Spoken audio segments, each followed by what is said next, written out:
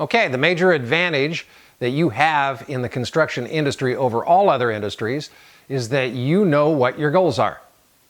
No matter what country you're in, what state, province, territory, city, doesn't matter. The goal or goals are always the same. And those goals are, we want our projects completed on time, on budget, right quality, right? So look at that. You've been watching this video only for what, 10, 15 seconds, and already you have learned something new. Now, you may argue and say, I'm not really sure, Mike, that we learned something new. I think we all already knew that. Then I would say this, if you already knew that, then your organization would already have a vision and goals, something to this effect. You would say in 2022, we are going to finish all of our projects on time, on budget, right quality. In 2023, we're going to beat all three of those. We're going to have perfect quality. We're going to beat the budget and beat the timeline. Okay, and that means in 2021, we're going to spend our time putting together the processes required to meet those goals. Now, if you haven't done that, then you did learn something new, because truly it's easy for any ownership group in the world, if you own a contracting firm, to be able to say, you know what, these are our goals, and I expect my management team to meet these goals, right? So the next most important piece of information I'm going to give you about construction is going to be something that is not intuitive. But if you listen for just a moment, you'll get it, and it is something that will be a major advantage for you and your organization. It's not difficult to understand. So that is simply this. You're the CEO or one of the senior VPs in your organization, and you say to your people, 2 months from today, every single person on our job site, we will know precisely what it is they are supposed to accomplish that day. We will know every 2 hours whether or not they are accomplishing what they are supposed to accomplish that day. And any of them that are not, we will adjust, get them back on track so that they absolutely do accomplish what they agreed to accomplish that day.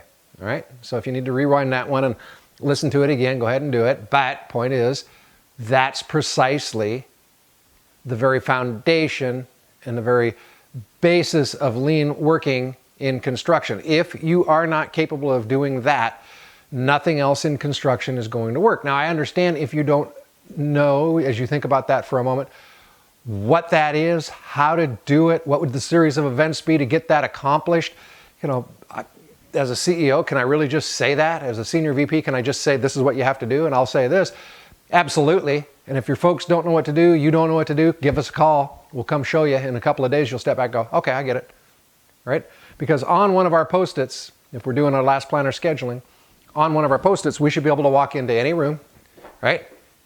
On the job site, every 2 hours at max. Every hour is even better, but every 2 hours will work. And we look at that Post-it and we say, okay, here's where we were this morning. Here's where we are 2 hours later. Yep, 2 hours of work got done. And that's it, you're done. Go to the next Post-it, right? Go check it. You're going to see the same thing.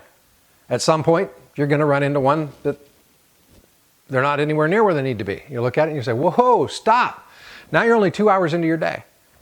Go get your management team, go get their management team, bring them into the room, say, guys, what's up? Let's get it solved right now, because by God, by 4:30, we're still going to be where we need to be. All right? So let's get this thing solved and get going. Now, if you run your entire job site that way, obviously, every single day you will be on schedule, other than those things that you just can't control, which are very few.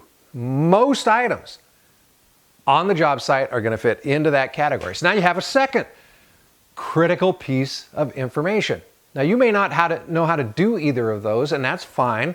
That's what we're here to help with. But the fact of the matter is, these are the most important parts of lean in construction. And it's fun to talk about IPD and TVD and choosing by advantage and all the other great things that are good.